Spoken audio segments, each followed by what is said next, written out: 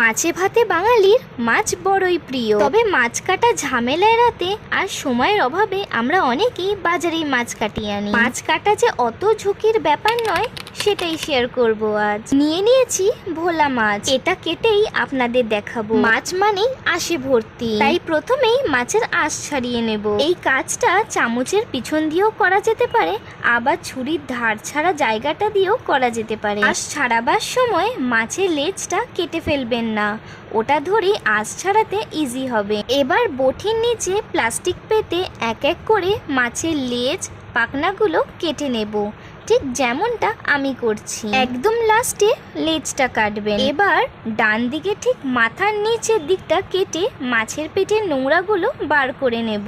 নোংরা বার করার সময় একটু হালকা হাতে করবেন, কারণ অন্যান্য মাছে এই জায়গায় পিত্ত থাকে, আর ওটা গেলে গেলে মাছটা পুরোটাই তেতো হয়ে যাবে। এরপর মাছের চোখের নিচটা কেটে কানকো বার করে নেব।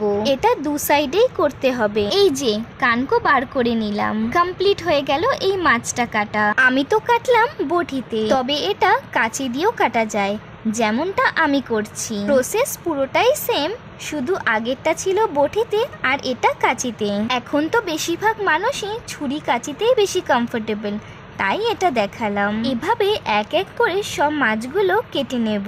কি মাছ কাটা কঠিন লাগলো? ব্যাস, এবার এগুলোকে ধুয়ে নিজেদের ইচ্ছা মতন পদ বানিয়ে নিন।